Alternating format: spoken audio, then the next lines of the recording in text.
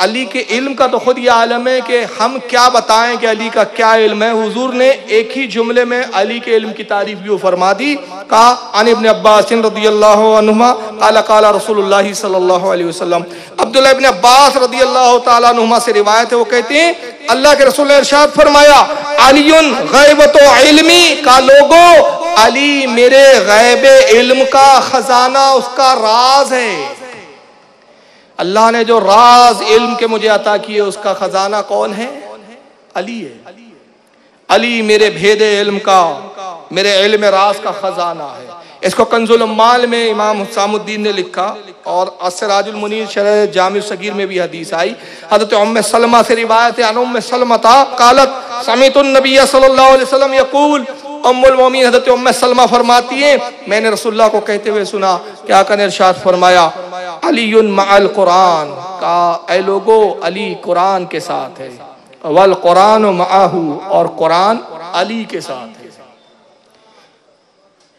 अली कुरान के साथ है और कुरान अली के साथ है। ला यफ्तरिकान हत्ता यरीदा अलैयल हौस, और ये दोनों एक दूसरे से हरगिज़ जुदा ना होंगे यहां तक कि मेरे हौज़े कौसर पर ये दोनों मुझसे मुलाकात करेंगे कयामत तक अली कुरान के साथ। तो भैया कुरान आपके घर में मौजूद है या नहीं? बोलो है या नहीं?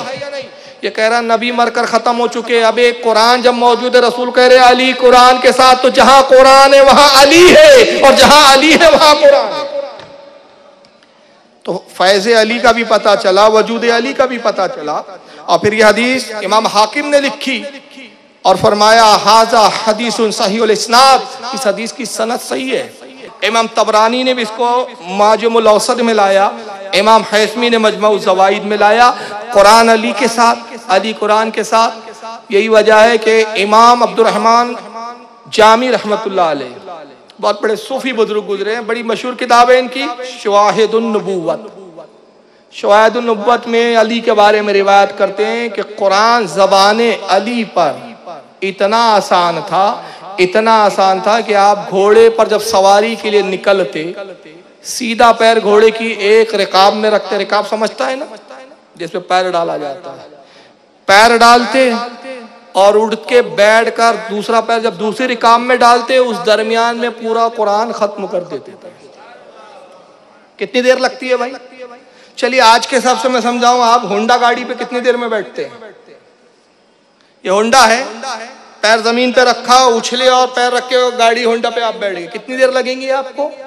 1 मिनट बहुत हो गया, सेकंड लगते भाई, 1 मिनट भी बहुत हो गया, 10 सेकंड, 15 सेकंड, 20 सेकंड, 1 मिनट पकड़ लो मोटा मोटा, बहुत स्लो मोशन में भी अगर कोई बैठे घोड़े पे, 1 मिनट में पूरा कुरान खत्म।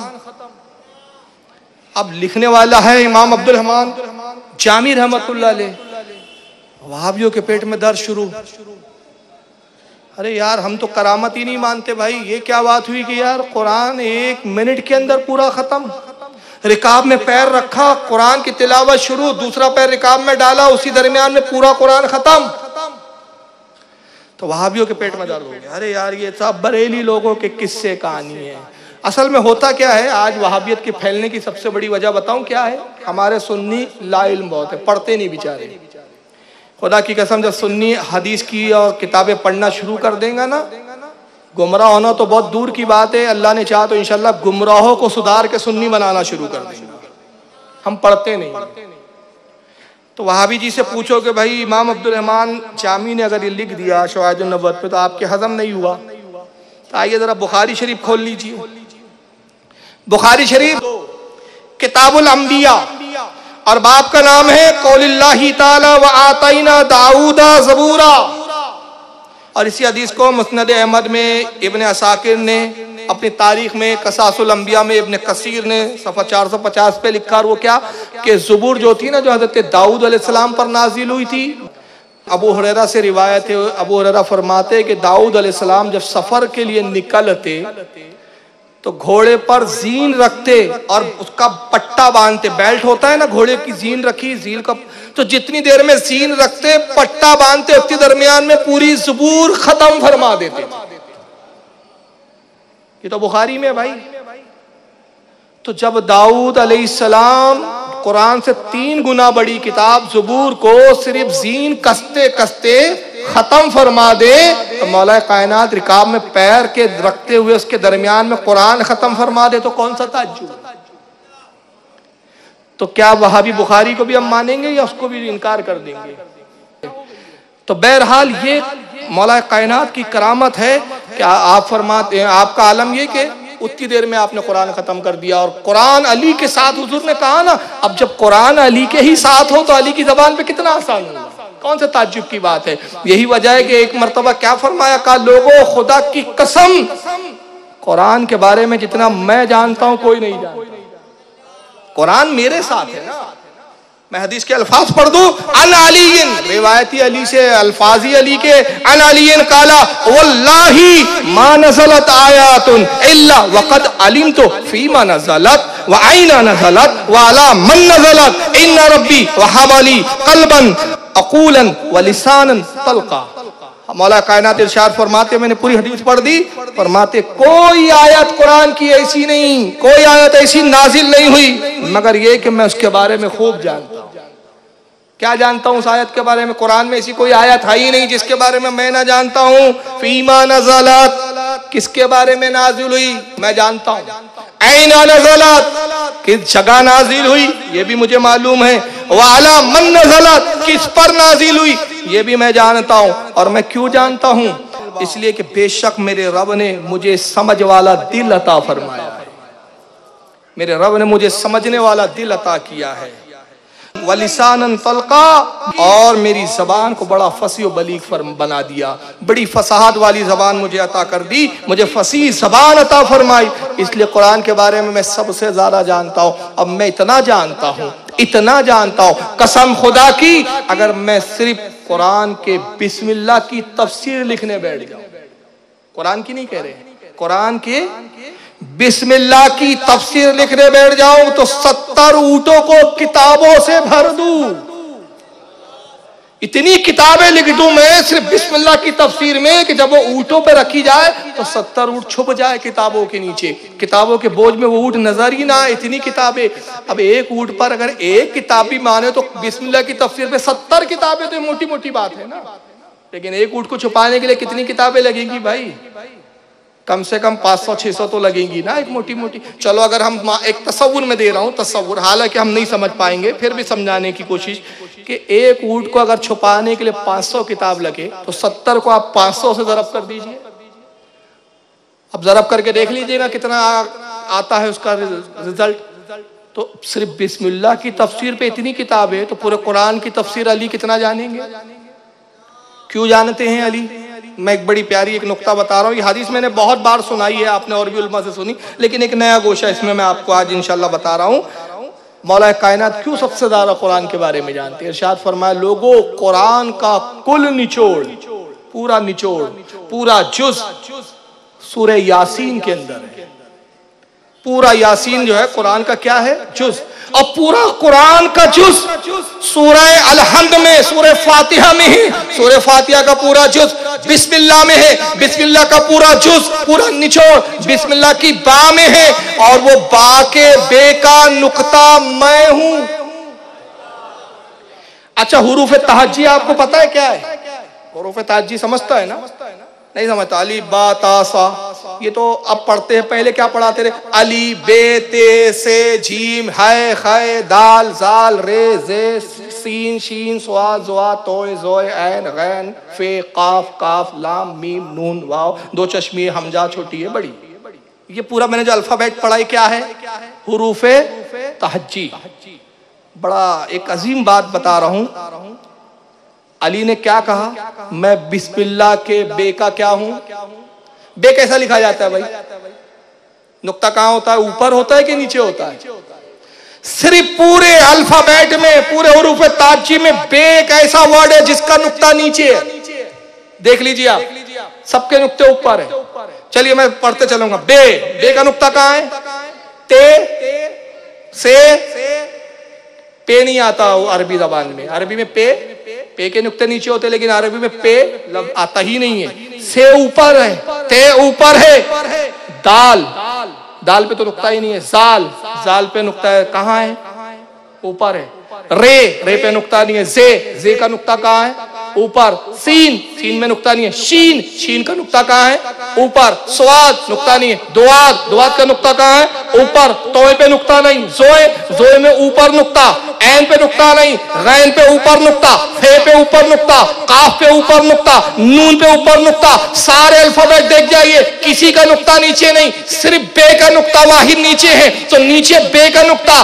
बिस्मिल्लाहिर्रहमानिर्रहीम में नून भी आता है, नुक्ता ऊपर है। अली नून का नुक्ता भी कह सकते थे, नहीं, अली ने आजिजी की कही। आजिजी ये है कि मैं बे का नुक्ता हूं, बे के नीचे हूं। तो जब मैं आजिजी करूं तो ये आलम है, और जब फक्र जाहिर करूं तो तुम कहां समझोगे? तुम आजिजी ना समझे तो फक्र क्या समझोगे? आजिजी समझ में नहीं आई अली की। मेरी आजिजी तुम ना जान समझ सके तो जब मैं फक्र तो मैंने जाहिर किया भी नहीं। आजिजी कर रहा हूं तो मैं बे का नुक्ता हूं। समेट दो तो मैं अली बन जाऊं, फैला दो तो अली कुरान बन जाऊं। मैं वो हूं, मैं बे का नुक्ता हूं। तो सब नीचे का है। कितनी आजिजी की है मौला, यानी फक्र के साथ, तहदीस नेमत के साथ आजिजी भी बता रहे। तो गोया बताया कि जब अपना कमाल बताओ तो फक्र मत दिखाओ, आजिजी के साथ दिखाओ। ये दर्स भी दिया मौला कायनात ने। फक्र मैं नहीं जाहिर करता, मेरा मकाम तो मेरा नबी बता रहा है, मैंने नहीं जाहिर किया। तो रसूल ने फिर कैसा बताया? कहा अली के बे के नुक्तों को समझना चाहते हो? कैसा है अली बे का नुक्ता? अन इब्न अब्बास रज़ियल्लाहु तआला अन्हुमा क़ाला क़ाला रसूलुल्लाह सल्लल्लाहु अलैहि वसल्लम। अब्दुल्लाह इब्न अब्बास कहते हैं रसूलुल्लाह ने फरमाया, अना मदीनतुल इल्म वलियुन बाबुहा। लोगों, मैं इल्म का शहर हूं और अली उसका दरवाजा है। बड़ी मशहूर हदीस है, फमन अरादल मदीनता फलियातिल बाब। ऐ लोगों, जो भी इस शहर इल्म में आना चाहता है, फमन अरादा, जिसका भी इरादा हो, फमन अरादल मदीना, जो भी चाहता हो कि इस शहर इल्म में आए, तो कहां से आए? चोर दरवाजे से ना आए, कुछ नहीं मिलेगा, जूते पड़ेंगे, हाथ कट जाएंगे। चोर की सजा क्या है? आका ने कहा चोरों की तरह मत आओ। जो इस शहर इल्म में आना चाहता है तो कहां से आए? फलियातिल बाब, इसी बाब से आए, अली के दरवाजे से आए। तो अगर इल्म लेना है तो अली के पास आना पड़ेगा। अली को छोड़कर इल्म लोगे तो अशरफ अली थानवी बन जाओगे, गंगोही बन जाओगे, रशीद अहमद गंगोही हो जाओगे, अब्दुल वहाब नजदी बन के जहन्नम से उतार जाओगे। और मगर अली के दरवाजों से आओगे, इमाम अहमद रजा हो जाओगे। जिसको इल्म चाहिए इसी बाब से आओ, इसी दरवाजे से आओ। इसको इमाम हाकिम ने लिखा, मैंने इमाम हाकिम के अल्फाज पढ़े ये रिवायत में। इमाम हाकिम ने जिल्द नंबर 3 अल मुस्तदरक की हदीस नंबर 4700 और सफा इसका 147। इमाम तबरानी ने भी लिखा माजमुल कबीर में। मैं हवाले सिर्फ किताबों के नाम बता रहा हूँ, सफ़े छोड़ दे रहा हूँ, वक्त काफी हो रहा है। इमाम दैलमी ने इसको मुस्नदुल फिरदौस में लिखा, इमाम हैसमी ने मजमुअ ज़वाइद में लिखा, खतीब बगदादी ने लिखा इसको तारीख़ बगदाद में, हज़रत इमाम मुनावी ने फैज़ुल क़दीर में लिखा। और एक बड़ी प्यारी हदीस सुना रहा हूँ। आका कह रहे हैं मैं इल्म का शहर हूँ, अली कह रहे हैं मैं बे का नुक्ता हूं। कुरान पूरा बे के नुक्ते का निचोड़, और वो नुक्ता मैं हूं। लेकिन ये हदीस बड़ी प्यारी है, अब सुनिए क्या है। हजरत अबू तुफैल आमिर ये रिवायत करते हुए कहते हैं कि मैं कूफा में हजरत अली के खुतबे में हाजिर था। खुतबा समझता, खुतबा तकरीर को बोलते हैं, तकरीर हम उर्दू में बोलते हैं, उसी को अरबी में कहते हैं खुतबा। खुतबे में मैं अली के मौजूद था, अली मिंबर पे मौजूद थे। आपने खुतबा देते हुए इरशाद फरमाया, सलोनी पूछो मुझसे, सलोनी पूछो मुझसे, फवल्लाही ला तसअलूनी अन शैइन इला यौमिल क़यामति इल्ला हदस्तुकुम बिही। कहा लोगों पूछो मुझसे, कसम खुदा की तुम जिस चीज के भी बारे में मुझसे सवाल करोगे, अगरचे वो कयामत तक आने वाली हो, मैं तुम्हें उसकी खबर जरूर दे दूंगा। तुम जिसके बारे में पूछो मैं बताऊं, जिस चीज के बारे में। ये नबी के इल्म पर अभी सवालिया निशान लगा रहे हैं। और अली क्या कह रहे हैं? पूछो मुझसे, अल्लाह की कसम कयामत तक किसी भी चीज के मुतालिक तुम मुझसे सवाल करोगे, वो मैं तुम्हें जरूर बताऊंगा, मैं उसकी तुम्हें जरूर खबर दूंगा। यही वजह है कि मौलाए कायनात का इल्म जब हमारी समझ से परे है तो रसूल का इल्म तो फिर रसूल का इल्म है। मगर आज जुल्म यह है कि लोग रसूल के इल्म से कंपेयर अपने इल्म को करने लगे हैं। हुजूर को ये नहीं पता था, हुजूर को वो नहीं पता था, हुजूर को ये नहीं मालूम था।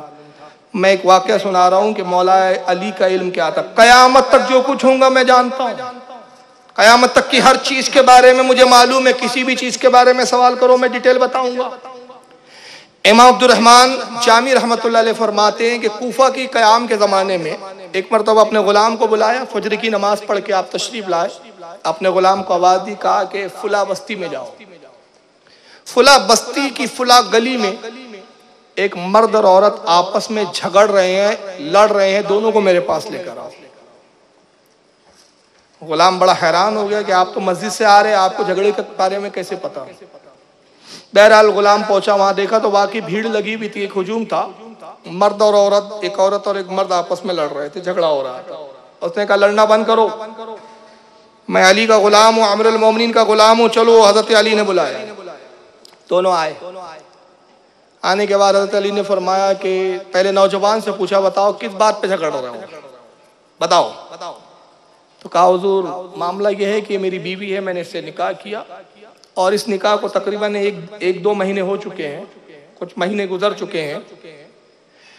लेकिन अजीब बात है कि मैंने इससे निकाह तो कर लिया, निकाह से पहले मुझे बड़ी अच्छी लगती थी, मैंने निकाह का पैगाम दिया, इसने कबूल कर लिया, मैंने निकाह कर लिया। लेकिन जैसे ही मैं शादी की पहली रात इसके कमरे में पहुंचा, इसके चेहरे को देखा, मुझे इससे बड़ी नफरत हो गई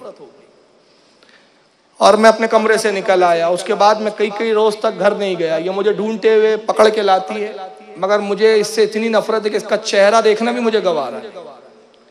तो आज ये इस बात पे लड़ रही थी कि आखिर तूने मुझसे निकाह किया तो वो मर्द और औरत की जो जिंदगी के मामलात होते हैं उसके तकाजे पूरे क्यों नहीं करता।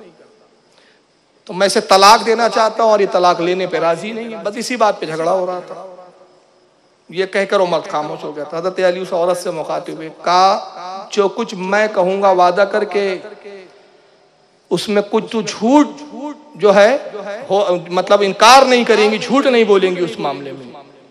कहा खुदा की कसम मैं आपसे झूठ कैसे बोल सकती हूँ, अगर मैं झूठ बोल भी दूं तो आप मेरा झूठ पकड़ लेंगे। उससे जब वादा किया तो आपने कहा कि क्या मैं तेरी जिंदगी का वो वक्त ना बताऊं कि जब तू बड़ी जवान और हसीन और जमील थी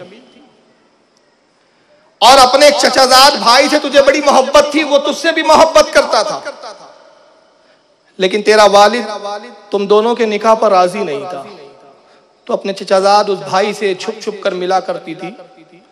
बाप इस पे एतराज करता, मगर उसके बावजूद तूने उससे मिलना नहीं छोड़ा। यहाँ तक के कि एक मर्तबा तुम दोनों बदकारी में मुब्तला हो गए और फिर तू उससे हामला हुई। ये सच है कि झूठ है?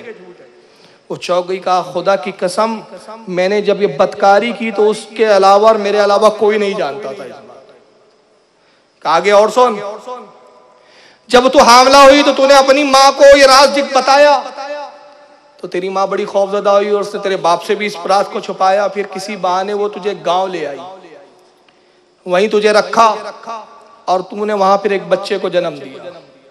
तो उससे उसी हमल से, उस नाजायज हमल से एक लड़का पैदा हुआ। ये सच है कि झूठ है?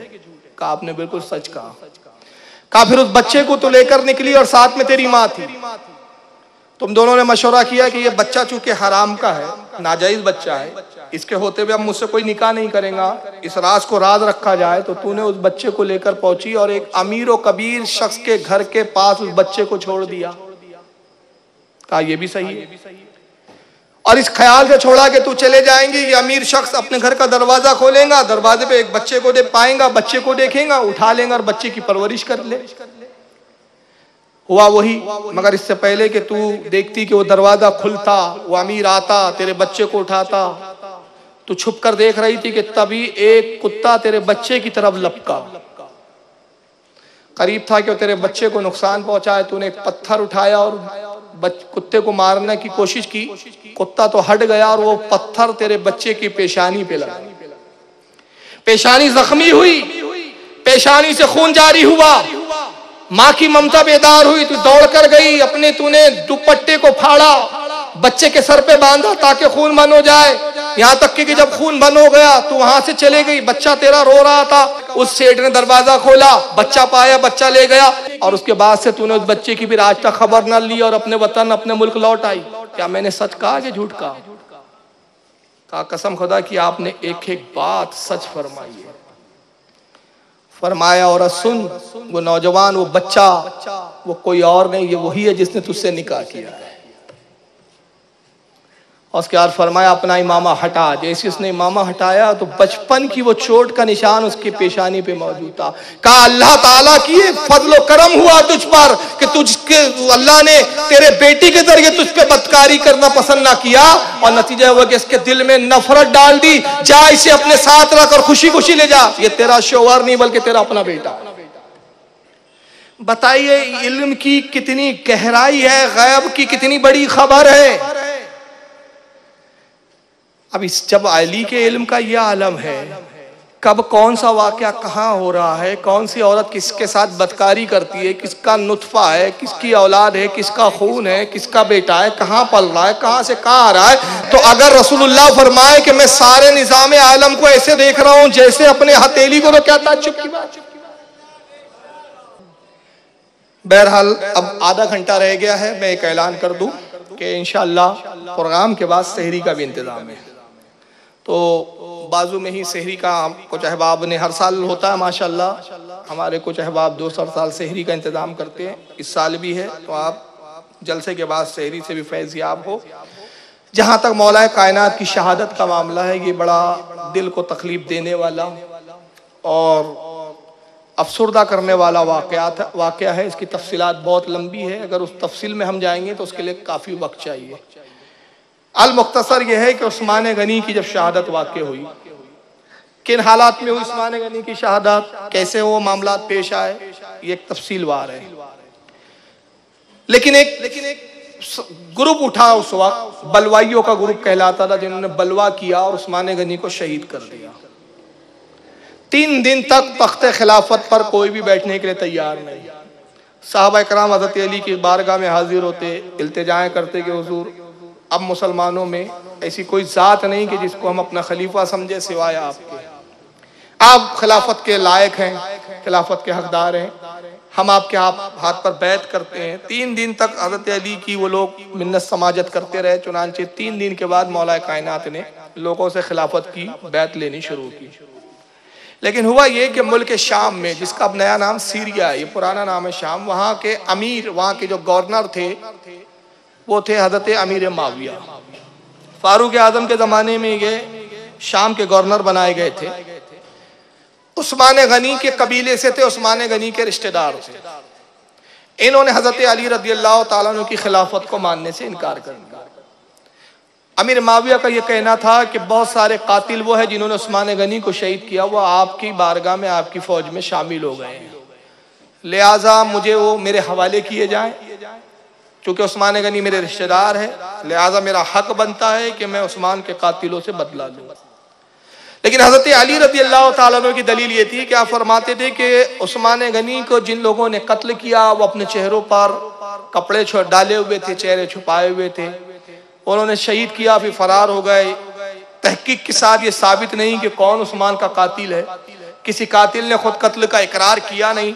तो जब तक तकाजे पूरे ना हो, जब तक सबूत फराम ना हो, जब तक ये मालूम ना हो जाए कि कौन हकीकी कातिल है, किसी को भी कातिल समझना और उसको कत्ल कर देना ये एक जुल्म है।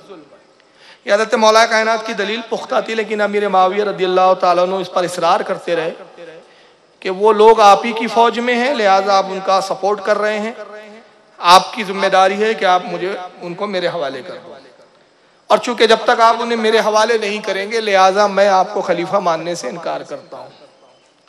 नतीजा ये हुआ कि अमीर माविया ने अपनी खुद मुख्तारी का ऐलान कर दिया। हज़रत अली ने उनको बहुत समझाया, खतो किताबत होते रही। तारीख की किताबों में खुतूत मिलते हैं कि हज़रत अली ने उनको बार बार समझाने की कोशिश की कि मेरी खिलाफत उसी तरह है जो मुझसे पहले के खुलफा की खिलाफतों पे जिस तरह बैत की गई थी, जैसे पहले के खुलफा की खिलाफतों पे अंसार और महाजरीन का इजमा है, वैसी मेरी खिलाफत पर भी महाजरीन और अंसार का इजमा है। और जिसके खलीफा होने पर महाजरीन और अंसार ये दोनों सहाबा इत्तेफाक कर ले वही खलीफा होगा। तुम्हारी खिलाफत पे ना महाजरीन का इत्तेफाक है ना अंसार का, लिहाजा तुम खिलाफत के हकदार नहीं हो, तुम बगावत कर रहे हो। लिहाजा तुम्हें चाहिए कि फरमाबरदारी कबूल करो। नतीजा ये हुआ कि अमीर माविया इस बात को नहीं लेकर जो है राजी नहीं हुए और उसके बाद अमीर माविया और हजरत अली के दरमियान फिर जंगे शुरू हो गई।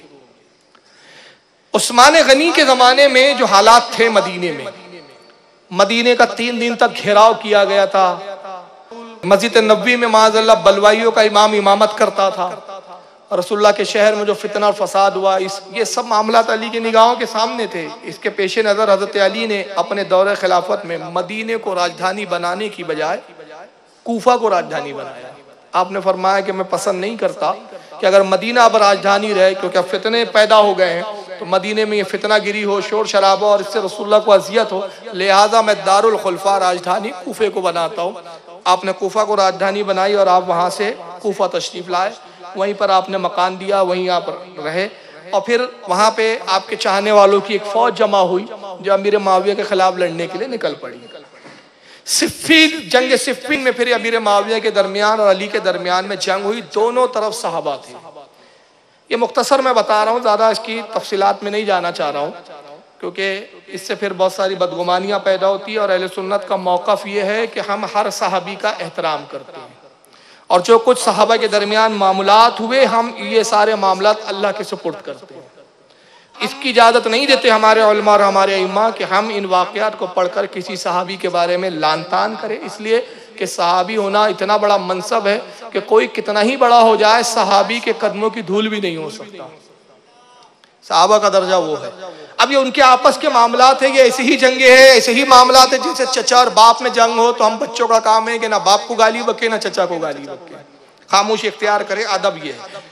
जंग सिफ़ीन के लिए जब निकले आप, उधर अमीर माविया शाम से मैदान सिफ़ीन की तरफ निकलते हैं, तो हज़रत अली का गुजर एक गिरजा घर के करीब हुआ। पानी रास्ते में ख़त्म हो गया और लोग बड़े परेशान थे पानी के लिए। तो आप एक गिरजे के करीब पहुंचे, कहा कि आओ इस गिरजे में ज़रूर पानी का इंतज़ाम। आप गिरजे में पहुंचे तो गिरजे का एक राहिब था, राहिब कहते हैं जो पादरी होता है ना गिरजा का। तो उसने देखा कि साहब मुसलमानों का एक लश्कर है। वो आया और उसने कहा कि आप कौन लोग हैं? तो हज़रत अली ने कहा कि मैं अली इब्न अबी तालिब हूँ और रसूलुल्लाह सल्लल्लाहु अलैहि वसल्लम का मैं दामाद भी हूँ, हुजूर का सहाबी भी हूँ। तो कहा आपका आना इधर किस मकसद से हुआ? कहा कि हम पानी की तलाश में आए हैं, अगर पानी हो और तुम हमें पानी पिला दो तो बड़ा करम होगा। तो उसने कहा भाई इतने बड़े लश्कर के लिए तो पानी दस्तयाब नहीं। तो आपने फरमाया इजाज़त देते हो कि हम तुम्हारे गिरजा घर में दाखिल हो? का इजाज़त है, आप गिरजे में आइए। तो मौला कायनात गिरजे में तशरीफ लाते हैं, आपके साथ में कुछ साथी भी है।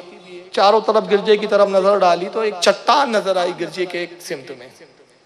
आपने सहाबा से अपने असाब से फरमाया कि चट्टान को तोड़ो, कसम खुदा की चट्टान के नीचे एक चश्मा है, पानी का चश्मा, इस चट्टान को तोड़ो। तो बहरहाल उन्होंने चट्टान तोड़नी शुरू की। कुछ चट्टान जब तोड़ी तो एक बहुत बड़ा पत्थर जाहिर हुआ जिसको उनके असाब मौला कायनात के असाब उठाने से कासिर थे। उन्होंने कहा कि हुजूर एक बहुत बड़ा पत्थर नजर आ रहा है, अगर ये पत्थर हट जाए तो बिल्कुल पानी का भी चश्मा उबल कर आ रहा है। हजरत अली तशरीफ ले गए और जाने के बाद आपने अपनी अस्तीरों को चढ़ाया और तन्हा उस पत्थर को उखाड़ कर निकाल दिया। जैसे इस पत्थर को निकाला पूरे का पूरा एक चश्मा जाहिर हुआ। उस राहिब का नाम था शमौन इब्ने यूहन्ना। उसने जैसी ये मंजर को देखा कदमों में गिरा, कहा हुजूर मुझे कलमा पढ़ा के मुसलमान फरमा दीजिए। तो आपने कहा कि पढ़ लो कलमा। कलमा पढ़वाया और फिर फरमाया कि किस चीज़ ने तुझे इस्लाम की तरफ राग़िब किया? कहा कसम खुदा की मैंने अपनी किताबों में पढ़ा है कि एक नबी तशरीफ लाएंगे, उनके नबी की उम्मत का एक सहाबी जो उनका दामाद भी होगा, उनका भाई भी होगा, इस गिरजा घर में आएगा और उस छुपे हुए चश्मे को वो जाहिर कर देगा। ये इस बात की दलील होंगी कि वो नबी का दीन भी सच्चा है और वो नबी का दामाद और भाई भी सच्चा है। कसम खुदा की, ये चट्टान के बारे में आज तक कोई नहीं जानता था सिवाय मैंने अपनी किताबों में पढ़ा। आपने चट्टान के बारे में जाना भी और चश्मे को जाहिर भी किया। कसम खुदा की, आप रसूलुल्लाह के दामाद अली है। इस चीज़ ने मुझे इस्लाम की तरफ राग़िब किया, मुसलमान हुआ और उसके बाद हज़रत अली के साथ राहिब जो है शमून इब्न यूहन्ना, ये भी आपके साथ हुआ। बहरहाल सिफ़ीन में फिर बड़ी शदीद जंग हुई, इधर भी साहबा शहीद हुए, उधर भी साहबा शहीद हुए। फिर एक मरहला ये आया उस वक्त कि अमीर माविया की तरफ से ये पैगाम आने लगे कि आपस में बैठकर सुलह कर ली जाए, कुरान को जो है हम हकम बनाए, कुरान के मुताबिक हम आपस के मामलात में फैसला करें। एक तबका वो था हजरत अली के साथ कि जो उस वक्त हजरत अली पर जोर दे रहा था कि आप सुलह कर लीजिए। हालांकि उस वक्त अली चाहते थे कि नहीं, अभी जंग जारी की जाए। माविया सुलह इसलिए करना चाह रहा है कि माविया की हालत अभी ऐसी कि बिल्कुल शिकस्त के करीब है, लेकिन वो लोग हजरत अली के साथी आप पर जोर देने लगे कि आप सुलह कीजिए। तो हजरत अली ने जब देखा कि भाई अक्सरियत सुलह की बात कर रही है, तो आपने उनकी राय से कहा ठीक है, जब अक्सरियत ये चाहती है तो मैं तुम्हारी रजा में राजी हूँ, चलो सुलह कर ली जाए। तो अमीर माविया की तरफ से एक सहाबी को भेजा गया जिनका नाम है अम्र इब्न आस। अमीर माविया ने कहा कि अम्र इब्न आस है, ये मेरी तरफ से हकम होंगे। हकम मतलब जज होंगे, ये जो फैसला करे, इनका कौल, इनकी बात, इनका फैसला मेरा फैसला। आप भी अपनी तरफ से एक हकम भेजिए। तो हजरत अली ने एक साहबी हजरत अबू मूसा अशरी को भेजा अपनी तरफ। ये बुजुर्ग साहबी थे, बड़े सीधे साधे साहबी थे, बुजुर्ग थे। मौला कायनात ने अबू मूसा अशरी को अपनी तरफ से भेजा, कहा कि अबू मूसा अशरी मेरी तरफ से होंगे।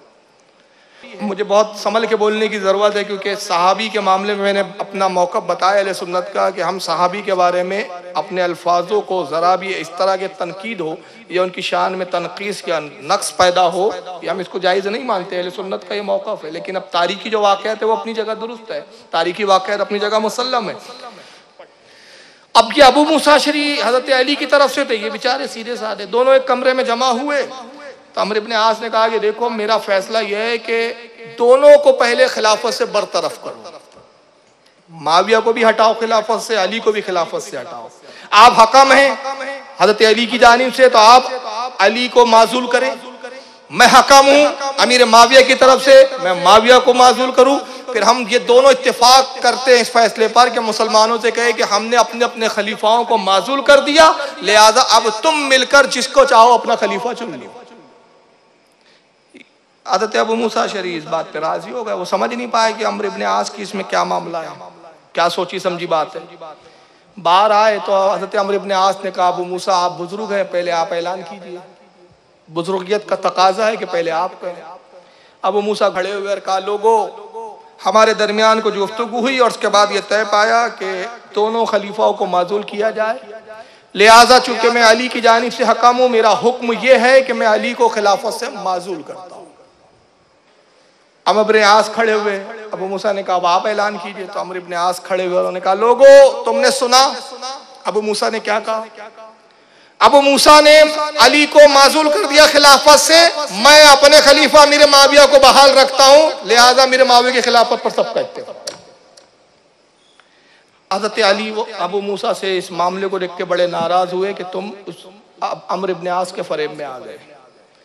वहां से आप बड़े नाराजगी के साथ निकले कूफा की तरफ। रास्ते में वही एक ग्रुप, वही हज़रत अली के चाहने वालों का एक जो गिरोह था, जो मौला कायनात के मोहब्बत का दम भरता था, अपने आप को बहुत बड़ा मोहिब कहते थे और जो जोर दे रहे थे बार बार कि सुलह कर लो, कुरान हमारे दरमियान में हकम है, कुरान है, बाद में पलटा खाए और उन्होंने कहा कि अली आपने बहुत बड़ा कुफ्र किया, आप माज़अल्लाह ईमान से खारिज हो गए।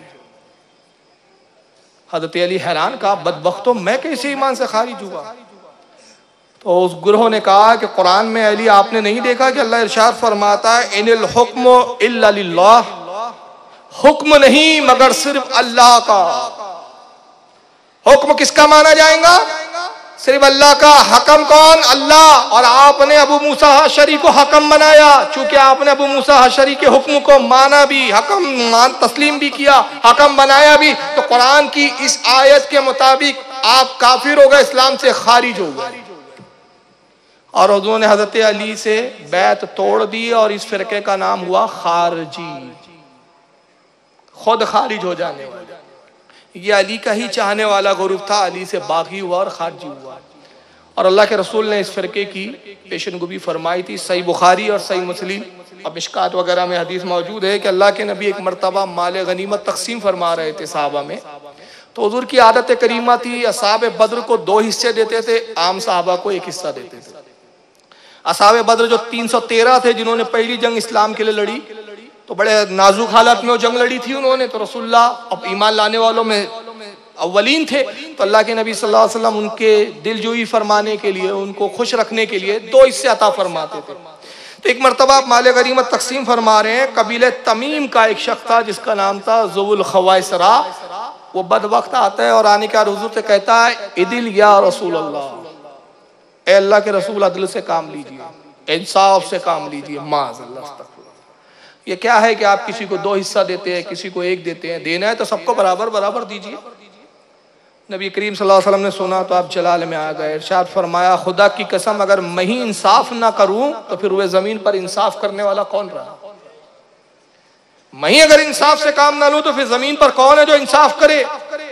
फारूक आजम ने देखा, तलवार निकाली, कहा या रसूलल्लाह इजाजत दीजिए, इस गुस्ताख की अभी सर तन से जुदा करता हूं। कहा उमर तलवार को म्यान में रख ले, अगर तूने इसे कत्ल भी कर दिया तो इसकी कौम पर काबू ना पा सकोगे। ये एक अकेला नहीं है, इसकी मानने वालों की तादाद, इसके कबीलों की तादाद कीड़े मकोड़ों की तरह है, इससे कौम निकलेंगी। ये कुरान खूब पढ़ेंगे लेकिन कुरान इनके हलक से नीचे नहीं उतरेगा। ये लोगों को कुरान की तरफ बुलाएंगे लेकिन खुद इनका कुरान से कोई ताल्लुक ना होगा। ये दीन से ऐसे निकल जाएंगे जैसे तीर अपने कमान से निकल जाता है। आए उमर, ये तो मुमकिन है कमान से निकला हुआ तीर लौट कर कमान पर आ जाए, मगर ये दीन से निकल कर लौट आए, ये मुमकिन नहीं, ये नहीं लौटे। हत्ता कि इनका आखिरी दस्ता दज्जाल के साथ जाहिर होगा और कहा अली सुन, कसम खुदा की एक गिरोह तुझसे कुरान की हुर्मत के ताल्लुक से तुझसे जंग करे और तू इस जमात के बदतरीन शख्स को कत्ल करेगा। उसकी निशानी ये है कि उसके बाजुओं में एक ऐसा गोश्त का लोथड़ा है जैसे औरत के पिस्तान हुआ करते। अल्लाह के रसूल ने इस फिरके की पेशनगोई फरमाई थी। जब ये निकले अली को छोड़कर तो मौला कायनात ने कहा सदका रसूलुल्लाह सल्लल्लाहु अलैहि वसल्लम, अल्लाह के नबी आपने सच फरमाया। ये वही ग्रुप है कि जो आज कुरान की बुनियाद पर मुझे काफिर करार दे रहा है। खारजी फिरका ये पहला फिरका था। इनकी आदत क्या थी? देखिए हजरत अली को काफिर कहा है, छोटे मोटों को नहीं। उस अली को काफिर कहा कि जहां नबी ने कहा कि जिसके दिल में अली की मोहब्बत होगी वहां ईमान, जहां नफरत होगी वहां मुनाफिकत, यानी जो पहचान है ईमान की उसी को काफिर कह रहे। और आज उसी ग्रुप से आपको ताज्जुब होगा, वो किस कबीले का था? ज़ुल खैसरा, जिससे ग्रुप निकला खारजी, कबीले तमीम। अगर आप तारीख की किताबों का मुताला करेंगे तो आपको हैरानी होगी कि मोहम्मद इब्न अब्दुल वहाब नजदी भी इसी कबीले तमीम का है। इन्होंने अपनी किताबों में लिखा और इन्होंने भी खारजी फिरके के मुताबिक वही अकीदा बनाया कि औलिया, सहाबा और अहले सुन्नत को कुरान की उन आयतों के जरिए खारिज करते हैं, माज़अल्लाह ईमान से खारिज बताते हैं, जो आयतें बुतों के बारे में उतरी है, काफिरों के बारे में उतरी है। वही आज इनका भी सेवा है। बहरहाल जंग सिफ़ीन के बाद ये ग्रुप अलग हो गया। फिर इन्होंने अपनी तादाद बढ़ानी शुरू की। नतीजा ये हुआ कि पहले तो हजरत अली ने इनको समझाने की कोशिश की और अपनी जानिब से अब्दुल्लाह इब्न अब्बास को भेजा। कहा अब्दुल्ला जाओ, इनको समझाओ, मुनाजरा करो। एक मुनाजरा किताबों में आता भी है जो अब्दुल्लाह इब्न अब्बास और इन खारजियों के दरमियान में हुआ। अब्दुल्लाह इब्न अब्बास पहुंचे और कहा कि तुम किस बुनियाद पर अली को काफिर कहते हो? तो उन्होंने कहा कि आप नहीं देखते कुरान में अल्लाह का हुक्म है इनिल हुक्मु इल्ला लिल्लाह, हुक्म नहीं मगर अल्लाह के अलावा किसी का हुक्म नहीं, अल्लाह के अलावा कोई हकम नहीं। तो अली ने अबू मूसा को हकम बना के कुफ्र किया। अब्दुल्लाह इब्न अब्बास ने सूरह निसा की आयत नंबर 35 पढ़ी और कहा कि कुरान में तो अल्लाह ने यहाँ हुक्म दिया है ना कि जब मर्द और औरत में, मियाँ बीवी में इख्तिलाफ हो तो एक हकम कहाँ से आए? औरत की तरफ से, एक मर्द की तरफ से। तो यहाँ भी तो हकम बनाने का हुक्म दिया। जब मियाँ और बीवी में इख्तिलाफ हो जाए, झगड़ा हो जाए, झगड़े की नौबत आ जाए तो मर्द की तरफ से एक हकम आए और औरत की तरफ से एक हकम आए। तो ये कैसे शिरक हो गया? क्या अल्लाह ही शिरक की दावत और कुफ्र की दावत दे रहा है? और उन्होंने कहा अब्बास हम तुझसे हुज्जत नहीं करना चाहते, कसम खुदा की अली का कत्ल और अली की हुर्मत हम पर हलाल है, और हम अहद करते हैं कि जब तक अली को कत्ल ना कर दे तब तक चैन से नहीं बैठे, क्योंकि ये सारे मुसलमानों के दरमियान फितने की जड़ अली और माविया है। माविया को भी कत्ल करेंगे, अली को भी कत्ल करेंगे। हजरत अली को आकर अब्दुल्लाह इब्न अब्बास ने सब बातें बताई तो मौला कायनात घोड़े पे सवार हुए और उस जमात की तरफ पहुंचे। फिर आपने एक बड़ा खुतबा, अजीम खुतबा इरशाद फरमाया, जिसमें कुछ कुरान के दलाइल दिया। आपने कुरान से उनको समझाने की कोशिश की। नतीजा ये हुआ कि हजरत अली के समझाने से कुछ खारजी तौबा करके हजरत अली की फौज में दोबारा आ गए। उन आने वालों में एक शख्स वो भी था जिसने तौबा, जाहिरन तौबा की थी। उसका नाम था अब्दुर्रहमान इब्न मुलजिम। ये भी खारजी था, और किसी जमाने में ये हजरत अली के बड़े साथ हुआ करता था। मौला कायनात की इसने 12 बड़ी बड़ी करामतें देखी थी, लेकिन इस मौके पर, ऐसे नाजुक मौके पर इसने अली का साथ छोड़ दिया था और हजरत अली को काफिर कहना शुरू किया था। बहरहाल अली के समझाने के बाद तौबा की, हजरत अली के साथ आया। और जब हजरत अली ने देखा कि ये खारजी हम मानने वाले नहीं, बहुत जब समझाया जा चुका, हुज्जत तमाम हो गई, तो मैदान नहरवान है, उस मैदान में आप फिर इन खारजियों से जिहाद और जंग के लिए तशरीफ ले जाते। फौज के साथ निकले और खारजियों ने भी उधर से फौज जमा की और वो भी निकले। उनकी कुल तादाद जो थी 4000 के करीब थी। खारजियों की तादाद 4000 लोग थे जो अली से हट कर माज़अल्लाह मौला कायनात को काफिर कह रहे थे। वो 4000 की तादाद के साथ निकले। इसी दरमियान में एक बड़ा अजीम वाक़या हुआ कि नहरवान के मैदान की तरफ जब आप निकलते तो रास्ते में एक गिरजा पड़ता है। तो गिरजे का में एक राहिब था, एक पादरी था। वो अपने गिरजे की छत से देख रहा था ये मुसलमानों का लश्कर आ रहा है। छत से उतरा, करीब पहुंचा और कहा कि आप कौन लोग हैं? तो हज़रत अली ने कहा मुसलमान है। कहा किस तरफ का इरादा है? कहा कुछ बाकी है हम में से जिन्होंने हमारे खिलाफ बगावत की और इस्लाम से फिर गए, हमारा उनसे जिहाद के लिए इरादा है। उसने कहा मैं बहुत बड़ा सितारों का, सैयारों का माहिर हूँ।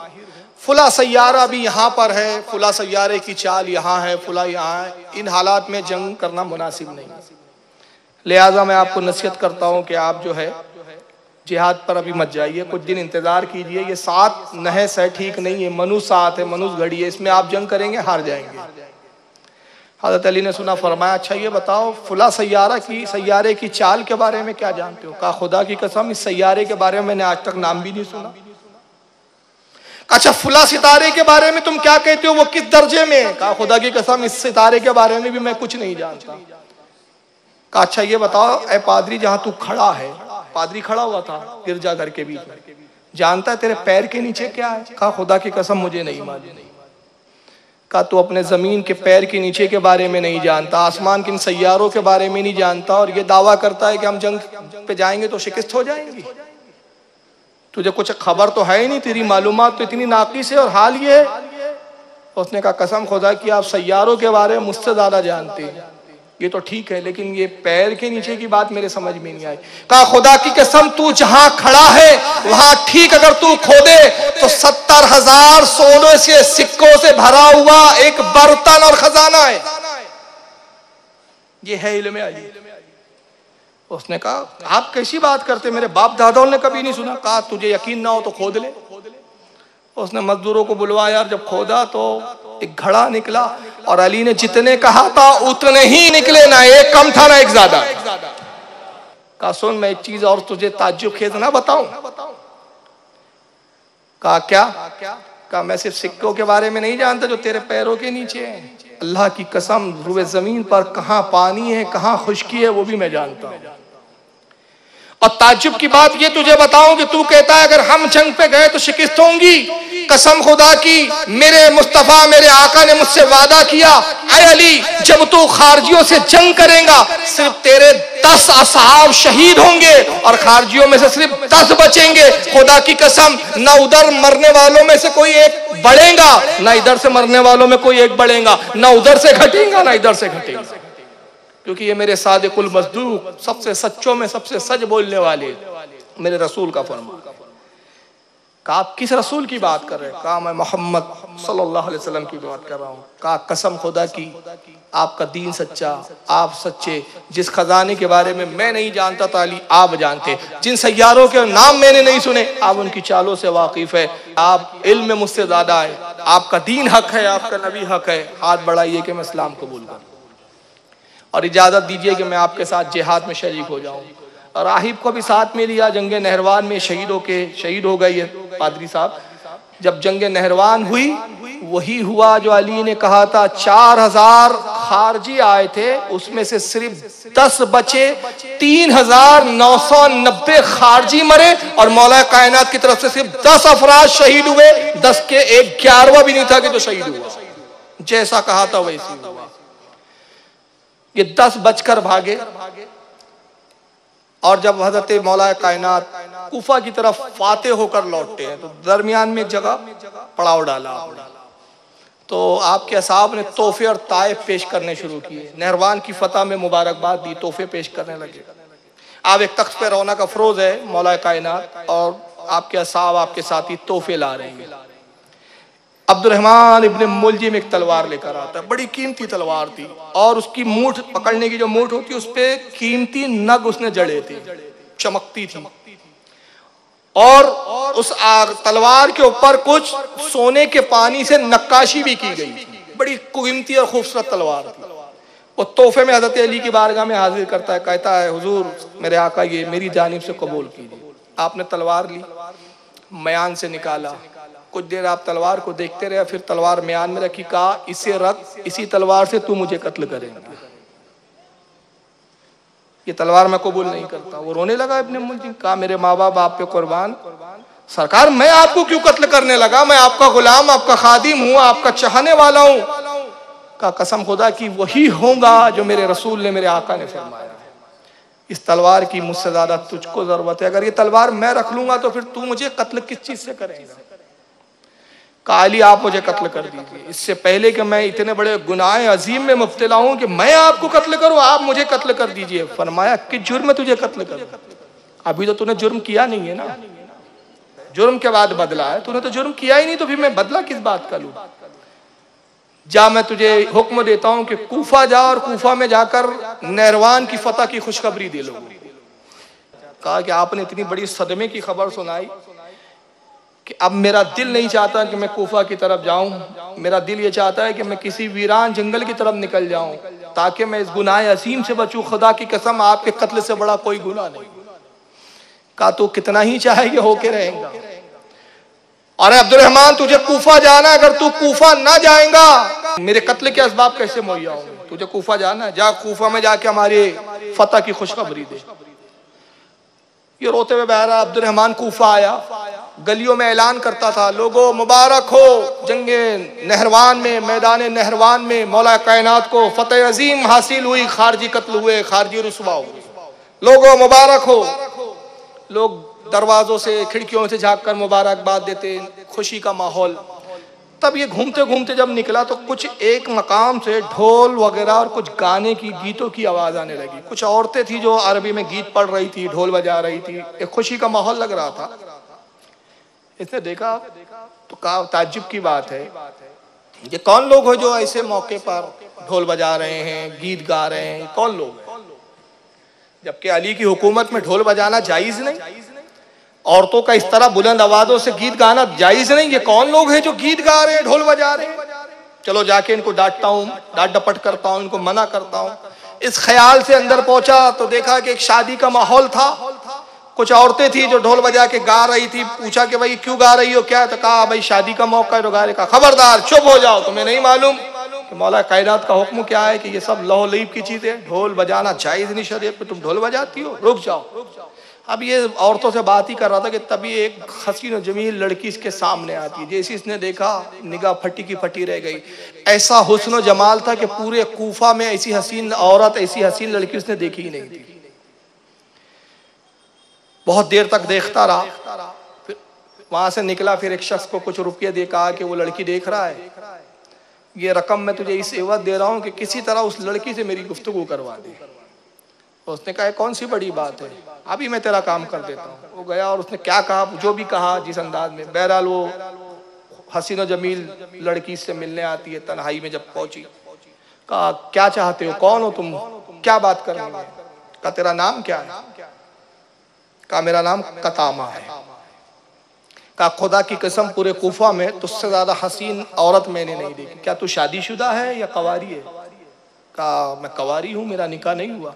कहा ये तो बड़ी अच्छी बात है, मैं तुझसे निकाह करना चाहता हूँ। तू जितनी दौलत बोल, मैं तुझे तेरे कदमों में लाके रख दूंगा। खुदा की कसम अब तुझे देखने के बाद कोई लड़की मेरे जहन और दिमाग में जचने वाली नहीं, मैं तुझसे निकाह की ख्वाहिश करता हूँ।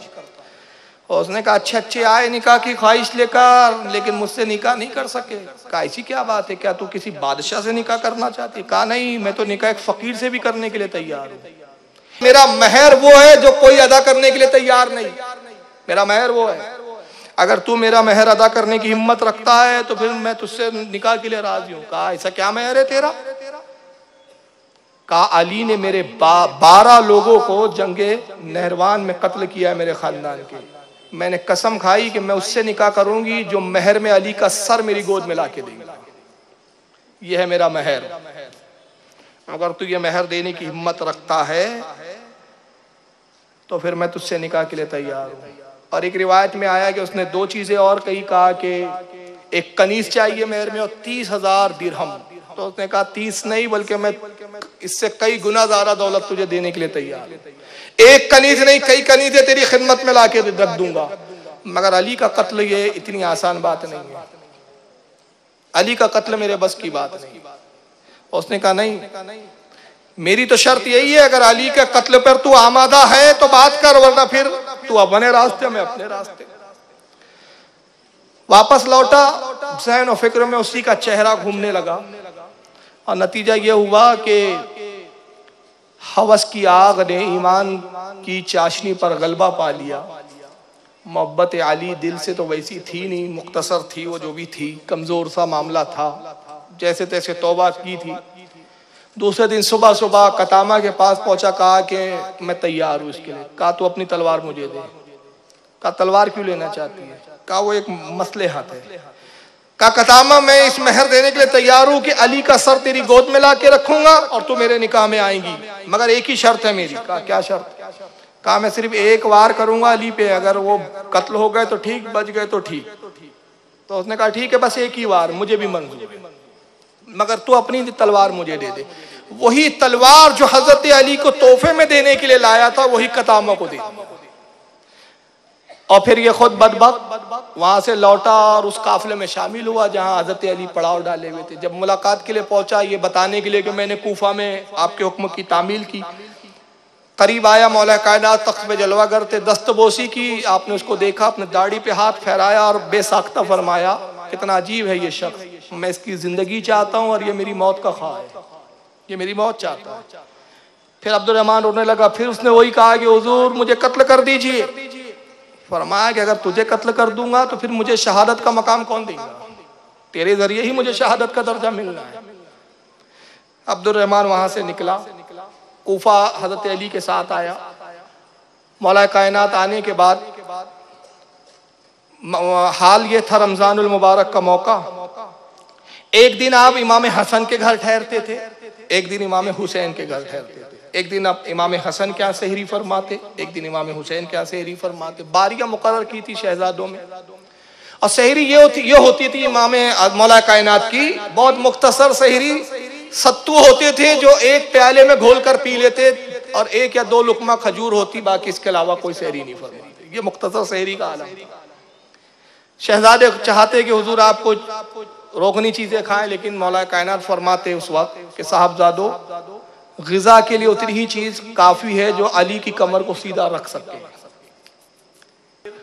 18 को गालिबन अब्दुल्ला इब्ने जाफर जो आपके भतीजे थे उनके घर क़याम किया, और 19 रमजान का जब दिन आया तो आपके यहाँ हज़रत इमाम हसन के आपकी बारी थी। इमाम हसन के आज आप पहुंचे, आप रात में, तो आपने फरमाया बेटा ये आज कौन सी रमजान की तारीख है? कहा बाबा जान आज की तो 19 रमजान तारीख है। फरमाया आज ही की वो रात है कि तेरे बाबा अली को शहीद किया जाएगा, मेरा कातिल इंतजार में है। और कतामा ने उस वक्त क्या किया, ये तलवार उससे ली और फिर एक जहर बुझाने वाले के पास पहुंचती है और उस तलवार को जहर में बुझाया। जहर में बुझाना क्या होता है, ये लफ्ज किताबों में आपने पढ़े होंगे, सुने होंगे।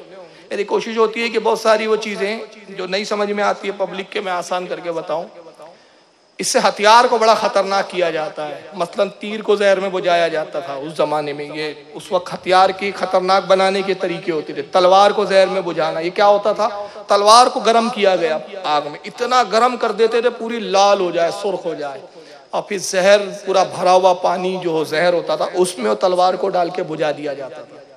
तो उससे क्या होता था, वो पूरी धात जहरीली बन जाती थी। अब अगर एक खराश भी किसी को लग जाए, भले अगर वो खराश से ना मरे तो जहर से मर जाता था। तीर को जहर में बुझाया, तीर को खूब गर्म किया, लाल कर लिया, और जहर जिस प्याले में, उस प्याले में तीर को डाल के उसको बुझा दिया। वो मतलब आप देखते हैं ना, लोहा जैसे लोहा डाल देता है पानी में ठंडा करने के लिए, तो पानी की जगह जहर में डाल देते थे, तो उससे वो उस पर जहर चिपक जाता था, और नतीजा ये होता है कि उसकी खराश भी अगर लग जाए तो इंसान मर जाता था। तलवार को उसने कई बार जहर में बुझाया और फिर इब्ने मुलजिम को दिया। और सुबह के वक्त जब सहरी का वक्त था, इब्ने मुलजिम ने कतामा के घर ही क़याम किया, इसको उठाया, कहा जा मस्जिद में दाखिल हो जा। ये वो मौका है कि हज़रत अली की आदत है कि अजान से पहले मस्जिद में आ जाते हैं, अजान से पहले आप मस्जिद में आ जाते थे और कुछ नफिल वगैरह पढ़ते थे। यही वो मौका है कि तू अली पर काबू पा लेगा, और तूने अगर अपनी मुराद, मेरी मुराद पूरी कर ली तो फिर तेरी मुराद भी पूरी हो जाएगी। कि जाके कमबख्त मस्जिद में जाके छुप के बैठ गया।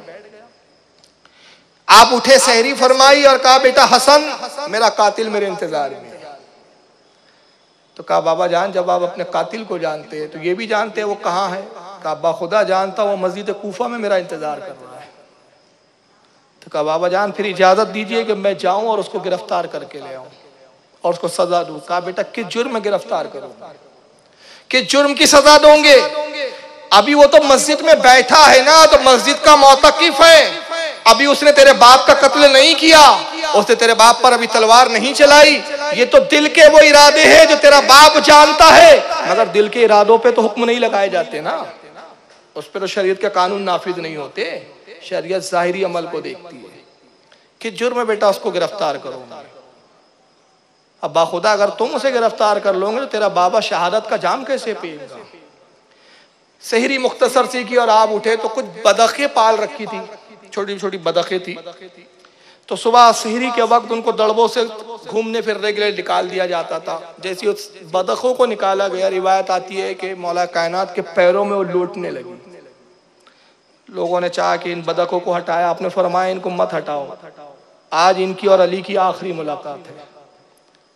गोया बदखे भी समझ रही थी कि आज हजरत अली किस मंजिल की तरफ जा रहे हैं, आज कौन सा सफर इनको दरपेश है, आज कौन से मामले और किन मरहलों से गुजरना है। आपने कहा इनको ना हटाओ, ये मोहब्बत का इजहार कर रही है, इनसे मेरी आज आखिरी मुलाकात है। फिर मस्जिद में आप तशरीफ लाए। अब दो रिवायतें, एक रिवायत ये है कि जब मस्जिद की सीढ़ियों पे चढ़ रहे थे, ये छुपा था, बाहर निकला, इसने पेशानी पर हमला किया।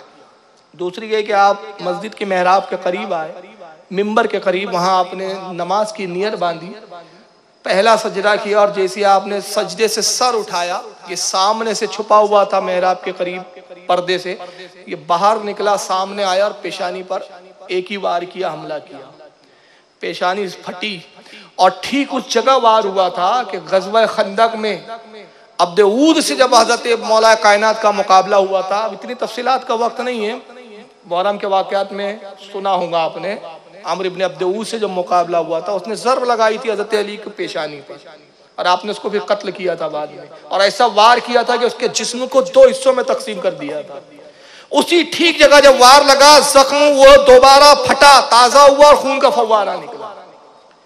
अब्दुर्रहमान इब्न मुलजिम भागा, पीछे कुछ असहाब थे, वो आ रहे थे नमाज के लिए, उन्होंने भागता हुआ देखा, इसके अंदाज को देख के समझ गए कि कुछ मामला हुआ है। एक साहबी ने उसके ऊपर चादर डाल दिया, उसको पकड़ लिया। उतने में इमाम हसन भी आ गए, उन्होंने इसको पकड़ा, फिर अपने बाबा अली की खबरगिरी के लिए दौड़े। उस वक्त तक हजरत अली काफ़ी शदीद जख्मी के हालत में तड़प रहे थे, पेशानी से खून बह रहा था, दाढ़ी सुर्ख हो गई थी, और अपनी पेशानी पे आप हाथ रख के खून को रोकने की कोशिश में लगे, और खून बहुत तेजी से बह रहा है। हजरत इमाम हसन जैसी पहुंचे, आपने अपनी दाढ़ी पर हाथ फेरा, हाथ लाया तो खून में तरबतर था, हाथ खून से तरबतर था, जबान से बेसाख्ता निकला, सदका या रसूलुल्लाह सल्लल्लाहु अलैहि वसल्लम, ए अल्लाह के रसूल आपने सच फरमाया।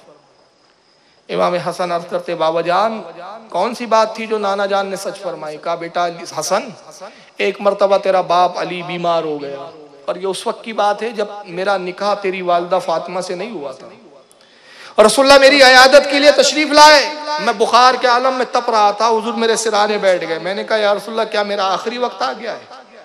अल्लाह के नबी, क्या इस बुखार से मेरी जान जाएंगी? आका ने फरमाया, अली नहीं, अभी तू काफी साल जिंदा रहेगा, तेरे इंतकाल और विसाल का वक्त तो तब आएगा जब तेरी पेशानी जख्मी की जाएंगी और उसके खून से तेरी दाढ़ी सुर्ख हो जाएगी।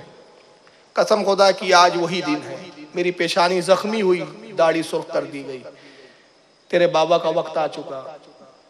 फिर कुछ असाब आए, उठाकर कपड़े में आपको रख कर कपड़े उठाकर सबने आपको घर पे लाया।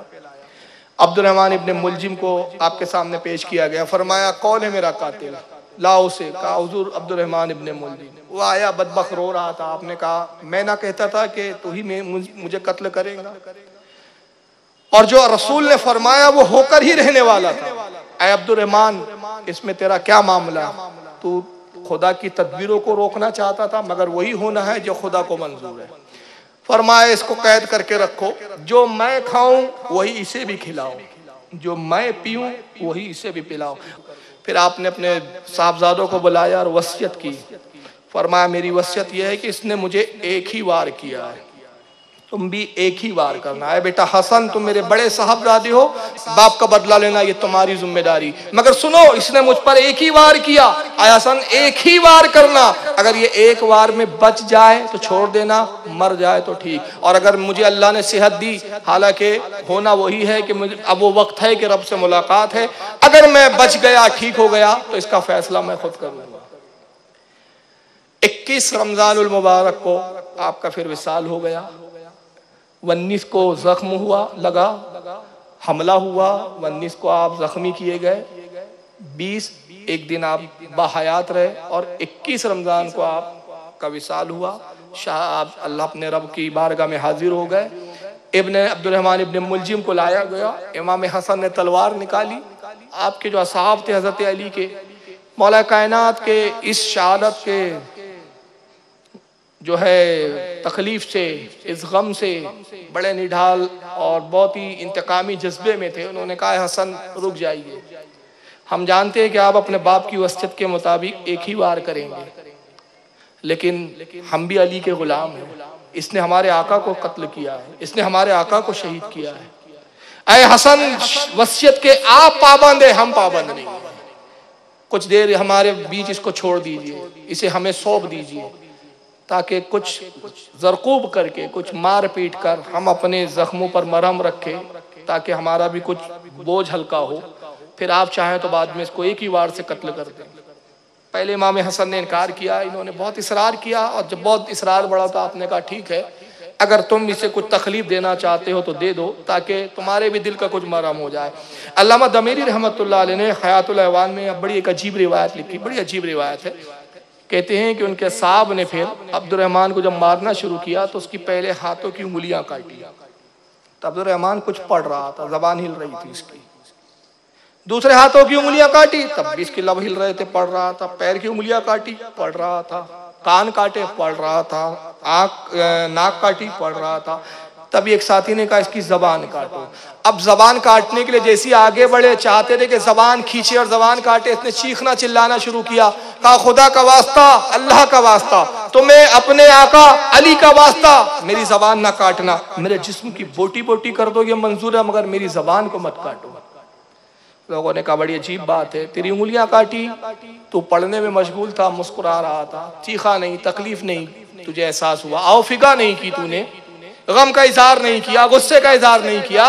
उंगलियां काटी, तू मुतमईन था, पैरों की उंगलियां कटी मुतमईन था, कान काटे मुतमईन था, तेरी नाक काटी गई तो मुतमईन था, मगर क्या मामला है कि तेरी जबान काटने के लिए बात की जाती है तो तू चीखता रोता है। कहा खुदा की कसम मैं बहुत बड़ा जाकिर हूँ, ऐसा कोई लम्हा नहीं कि मैं सड़क पर चलता हूँ तो भी अल्लाह का जिक्र करता हूँ, सोता हूँ तो भी अल्लाह का जिक्र करते हुए सोता हूँ, मैं बैठता हूँ तो अल्लाह का जिक्र करता हूँ। किसी लम्हे मेरी जबान जिक्रुल्लाह से गाफिल नहीं। मैं नहीं चाहता कि मरते वक्त, मरने से कुछ पहले भी मेरी जबान जिक्रुल्लाह से गाफिल हो जाए।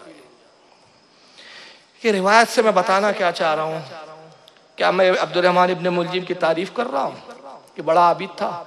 मैं बताना ये चाहता हूँ कि ये जो हमारी कौम को मैं दर्द दे रहा हूँ, ये रिवायतें पढ़ो खुदा के वास्ते, जानो पहले के फिरकों के हाल क्या थे। ये अपने वक्त के आबिद और जाहिद होते थे मगर ईमान नहीं होता था, और तुम्हारा हाल ये है कि तुम लोगों की इबादतों को देख के अपने ईमान बदलते हो। ये बदबख्त अब्दुर्रहमान है जिसका हाल यह है कि एक लम्हा इबादत से गाफिल नहीं, जबान काटने नहीं दे रहा है कि जिक्रुल्लाह से गाफिल ना हो जाऊं। मगर गुनाह कितना बड़ा है, पापी कितना बड़ा है, मौला कायनात का कातिल है। और उनका कातिल है कि जिनके बारे में हदीस पाक में आता है कि अल्लाह के रसूल ने एक मकाम पे फरमाया, रुए जमीन पर दो कातिल बड़े बदतरीन हैं। एक कातिल वो जिसने सालेह अलैहिस्सलाम की ऊँटनी को शहीद कत्ल किया था, और एक वो जो अली को कत्ल करेगा। ये आका की हदीस मौजूद है जिसके बारे में इतनी पेशनगोई मौजूद हो, जो इतना बदतरीन हो कि जिसने अफजलुन नास को कत्ल किया हो, जिसने रसूलुल्लाह के सबसे अजीज तरीन सहाबी को कत्ल किया हो, मगर जिक्रुल्लाह कर रहे हैं जनाब। तो किसी के जिक्र को देखकर ये मत समझो कि बहुत बड़ा मुसलमान है, उसका अकीदा देखो। जिक्रुल्लाह से और इबादतों से कोई मुसलमान नहीं होता। अगर इबादतों से सब मुसलमान हो जाते ना, खुदा की कसम सबसे पहले जन्नत में जाने का हकदार इबलीस है, फिर उससे बड़ा कोई इबादत गुजार नहीं। 90 लाख साल, बाद में कहा 90 करोड़ साल अल्लाह की इबादत की। 90 करोड़ साल, 90 करोड़ साल सजदे किए, सब मुंह पे मार दिए गए। क्यों? नबी की एक लम्हे ताजीम करने के लिए तैयार नहीं था। बहरहाल हजरत इमाम हसन के हवाले किया। इमाम हसन ने तलवार ली और एक ही वार उसी की पेशानी पर, जहां उसने मौला कायनात को पेशानी के जिस हिस्से पे वार किया था, वहीं ऐसा वार किया ये बदबक जमीन पे गिरा और फी नारे जहन्नम हुआ। अब्दुर्रहमान कत्ल हुआ। मौला कायनात रदी अल्लाह तआला अन्हु के जनाजे को तैयार किया गया। अब्दुल्लाह इब्न जाफर, आपके भतीजे इमाम हसन, इमाम हुसैन, 3 हजरात ने गुस्ल दिया। इमाम हसन ने नमाज जनाजा पढ़ाई। कब्र मुबारक कहाँ है, इसको लेकर उलमा में काफ़ी इख्तिलाफ है। 3 इस वक्त मेरी निगाहों में 4 रिवायतें हैं, मैं चारों पेश कर दे रहा हूँ हवालों के साथ। इब्न असाकिर और इमाम अबू नुएम, ये बहुत बड़े मुहद्दिस है, इब्न असाकिर और इमाम अबू नुएम, जिनकी हिलियतुल औलिया बड़ी मशहूर किताब है। ये रिवायत ये बयान करते हैं कि जनाजा तैयार करने के बाद, नमाज जनाजा होने के बाद, हज़रत अली के जिस्म मुबारक को ऊँट पर बार किया गया। ऊँट पर आपके जनाजे को रख दिया गया और ऊँट को लेकर निकले। रात की तन्हाई में निकले। आपने वसीयत की थी हज़रत अली ने, और वसीयत क्या थी? दोनों अपने साहबजादों को वसीयत की कि मेरी कब्र का निशान किसी को मत बताना, और मेरी जब तदफीन करो तो बहुत पोशीदगी के साथ छुप कर किसी पोशीदा मकाम पर मुझे दफन करना। पूछा गया कि बाबा जान, आप इतनी पोशीदगी के साथ क्यों चाहते हैं कि आपकी तदफीन हो? तो फरमाया कि साहबजादे, मुझे अंदेशा है। अब ये जुमले सुनिए, ये रिवायतों में आए हैं। कहा मुझे अंदेशा है कि खारजी मेरे जिस्म को कब्र से निकाल कर मेरी जिस्म की बेहुरमती करेंगे। तो अली ने किसका अकीदा बताया कि कब्रों को खोदना, लाशों की बेहुरमती करना, ये किसका नजरिया और अकीदा है? खारजियों का। और खारजी वो जो इस्लाम से खारिज, अली के गुस्ताख, अहले बैत को काफिर कहने वाले। आज का वहाबी भी तो खारजी है। ये कौन है जिन्होंने जन्नतुल बकी पे बुलडोजर चलाए हैं, जन्नतुल माला पे बुलडोजर चलाए हैं? ये वो बदबख्त है जिन्होंने ज़ुहैर इब्न कैस रदियल्लाहु ताला अन्हु की कब्र को खोद कर उखाड़ कर फेंका। हुजर इब्न आदी जैसे सहाबी की कब्र को खोद कर इन्होंने फेंक दिया। 2 साल के अंदर, ये 2 साल के अंदर जितने ये संगठन है इन वहाबियों के, दाइश है, जैश मोहम्मद है, लश्कर कहर है, जितने भी इनके संगठन है, तालिबान वगैरह, इन बदबख्तों ने 2 सालों में वो किया, 700 औलिया कराम की कब्रों को बमों से उड़ा दिया। हाल ही में दाता गनबख्श लाहौरी की कब्रों पे बम विस्फोट हुआ। और आज से सिर्फ 2 महीना पहले, बहुत हो गया तो 3 महीना पहले, हजरत ज़ैनब की मज़ार पे स्फोट हुआ, जाफर तैयार की कब्र पर बम विस्फोट किए गए, इमाम हुसैन की कब्र पर बम विस्फोट किए गए। कौन है ये बम विस्फोट कर रहे? ये वही वहाबी अहले हदीस कहलाने वाले, यही वो दाइश के पिट्ठू, यही वो तालिबान जो आज अपने आप को मुसलमान कह के जिहाद के नाम पर इस्लाम को दागदार कर रहे हैं, इस्लाम को बदनाम कर रहे हैं। इनका अकीदा वही तो है। मौला कायनात ने बता दिया कि कब्रों को खोदना, कब्रों से लाशों को निकाल के बेहुरमती करना, ये मोमिन का काम नहीं है, खारजियों का काम हुआ करता है। और हम है कि सोच रहे नहीं नहीं नहीं यार, इस्लाम तो वहां से निकला यार, वो लोग कैसे गलत हो सकते? तो ये अली का कत्ल कहाँ हुआ भाई? अरब में तो हुआ। उस्मान गनी की शहादत कहाँ हुई? अरब में तो हुई। उमर फारूक को कहाँ शहीद किया गया? अरब में तो हुआ। अबू जहल कहाँ था? अबू लहब कहाँ था? उदबा कहाँ था? शैबा कहाँ था? वलीद इब्न मुगीरा कहाँ था? ये यजीद मलून बदबक कहाँ था? ये सब अरब ही के तो लोग थे। तो ये कौन सा पैमाना बनाया यार तुम लोगों ने? नहीं नहीं, अरब वाले तो सही है, वो गलत हो ही नहीं सकते। मेड इन इंडिया इस्लाम नहीं चाहिए। अबे मेड इन इंडिया इस्लाम नहीं है, ये वो इस्लाम है जो गरीब नवाज को अमानत के तौर पर रसूल ने देकर भेजा है। ये मेड इन इंडिया नहीं है, मेड इन सऊदिया ही इस्लाम है, लेकिन ये ओरिजिनल इस्लाम है। मेड इन इस्लाम नहीं चाहिए। तो ये अरब में ही तो हुई है ना शहादतें, ये कहाँ हुए? और उस जमाने में, खैर के जमाने में, जब ऐसे फित्तीन थे कि जिन्होंने ऐसी अजीम हस्तियों की परवाह ना की, तो आज ये बदबक क्या है? आज हाल ये है कि कुरान की अपने पैरों पे रख के बैठते बदबक, किबलों की तरफ ये पैर रख के बैठते। क्या काबे का? अरे कि इनके बाप दादाओं ने तो सहाबा का एहतराम ना किया, ये क्या किबले का एहतराम करेंगे? ये मनुष्य, ये वो बेअदब जमात है। बहरहाल पहली रिवायत ये आ रही है जो इमाम अबू नईम ने और इब्ने असाकिर ने लिखा कि ऊंट पर आपके जिस्म मुबारक को रखा गया और अभी ले जा ही रहे थे कि अचानक ऊंट बितका और तेजी से भागा। इमाम हसन हुसैन पीछे दौड़े, लेकिन वो इतना तेज रफ्तार से भागा कि नजरों से उजल हो गया। फिर वो एक शहर में पहुंचा, वहां के लोगों ने जब देखा कि ऊंट पर एक जिस्म, एक लाश है, उन्होंने उठारा और एक जगह पे दफन कर दिया। वो जगह कोई नहीं जानता। ये पहली रिवायत आती है। दूसरी रिवायत ये जिसको इमाम इब्ने साद ने अत-तबकात के अंदर लिखा है, ये भी बहुत बड़े इमाम मुहद्दिस गुजरे हैं, और फरमाते हैं कि आपका जिस्म अतर जामा मस्जिद कूफा में दफन किया गया, चुनांचे जामा मस्जिद कूफा में ही आपकी कब्र मुबारक है। और तीसरी रिवायत शम्सुत तवारीख की है, वो ये है कि आपने इमाम हसन और हुसैन को वसीयत फरमाई कि मुझे नजफ लेके जाओ। नजफ कूफा से कुछ दूर एक इलाका था, उस वक्त ये वीरान था, अब शहर आबाद हो गया। कहा नजफ की उस सरजमीन पर ले जाओ, पथरीला इलाका था, और कहा कि जब तुम वहां पहुंचोगे नजफ पे तो एक पत्थर तुम्हें नजर आएगा जो इतना रोशन होगा कि उसकी रोशनी दूर तक, कई मीलों तक जाती हुई नजर आएगी। उस पत्थर को हटा के उसी जगह कब्र खोद के मुझे दफन कर देना। और चौथी रिवायत यह है, नजफ में ले जाके हसनैन ने दफन कर दिया। फिर ये राज रखा इस डर से कि खारजियों को पता चले तो कब्र की बेहुरमती करेंगे, जिस्म निकाल कर बेहुरमती करेंगे। लेकिन अब नजफ में मौला कायनात की कब्र मौजूद है। इस पर ज्यादा इत्तेफाक है कि हजरत अली की ही मज़ार है। ये जाहिर कैसे है? अब अल्लामा दमेरी ने हयातुल अहवाल में एक रिवायत लिखी कि कब्र का निशान मिटा दिया गया, बताया नहीं गया। बहुत लोगों ने इसरार किया, लेकिन कभी इमाम हसन ने जाहिर नहीं किया, इमाम हुसैन ने जाहिर नहीं किया। दोनों साहबजादे किसी को नहीं बताए। एक मर्तबा यह हुआ कि खलीफा हारून रशीद शिकार के लिए निकला, एक हिरन का पीछा कर रहे थे, तो एक जगह जाके घोड़ा रुक गया। हिरन तो निकल गया, घोड़ा आगे नहीं बढ़ रहा है। उसने बहुत घोड़े को एड़ लगाई, काफी लगाम खींची, घोड़े को मारना लगा, लेकिन घोड़ा है कि आगे बढ़ ही नहीं रहा। तो खलीफा हारून रशीद को बड़ा ताज्जुब हुआ कि घोड़ा इससे आगे क्यों नहीं बढ़ा। जब पलटाता था तो घोड़ा चलता था, और उस तरफ रुक करके बढ़ा है तो बढ़ता नहीं था। तभी उसको एक शख्स देहाती नजर आया, उसने उसको बुलाया, कहा कि क्या मामला है, ये जगह इसी क्या है इसमें तासीर कि मेरा घोड़ा यहाँ से आगे नहीं बढ़ा।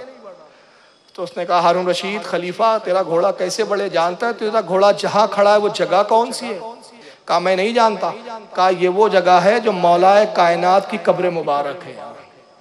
कहा तुझे कैसे मालूम, तू कैसे जानता है? कहा मैं इसलिए जानता हूँ कि मेरा बाप हजरत इमाम जाफर सादिक का सहाबी था, उनका साहब में था। वो इमाम जाफर सादिक के साथ इस कब्र पर आता रहा। मेरे बाप ने मुझे बताया, इमाम जाफर इमाम बाकर के साथ आते रहे, इमाम बाकर इमाम ज़ैनुल आबिदीन के साथ आते रहे, इमाम ज़ैनुल आबिदीन इमाम हुसैन के साथ आते रहे। इसलिए मुझे पता है कि ये हजरत मौला कायनात की ही कब्र मुबारक। हारून रशीद ने हुक्म दिया कि यहाँ कब्र को बनाया जाए, गुम्बद तामीर की जाए। आराइश की जाए, बेहतरीन गुम्बद तामीर की गई, सोने का काम किया गया।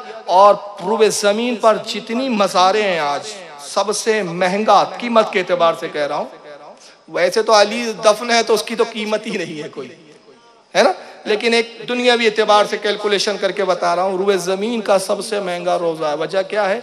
गुम्बद और मीनारों पे जो सोने के काम किए गए, बताया जाता है तकरीबन 40 टन सोना लगा हुआ, 40 टन सोना। तो हारून रशीद वो पहला शख्स है जिसने मौला कायनात अली मुर्तज़ा की कब्र मुबारक को जाहिर किया नजफ अशरफ में, और वही दरबार, वही कब्र मुबारक आज ज़ियारत गाह बनी हुई है। और इस पर साहिब कश्फ बुजुर्गों का, ऐसे बुजुर्ग जो कश्फ से बताते हैं, साहिब कश्फ बुजुर्गों का और उलमा का हमारे, अब इस पर एक जमहूर का इत्तेफाक हो चुका है कि वही जगह जहां आज मज़ार अक़दस है वो मौला कायनात की ही मज़ार अक़दस है, इसलिए कि आज भी वहां से फैज़ जारी है, आज भी वहां से रौनक और बरकतों का हुसूल होता है। अल्लाह ताला हम सबको मौला कायनात का फरमाबरदार। जिसके बारे में फरमाए प्यारे नबी,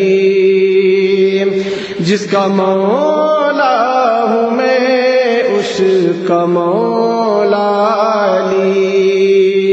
दुख्तारे मुस्तफा जिसकी दुल्हन बनी, जिसके बेटों से नस्ले नबी है चली, हाँ वही वो अली ओ वली।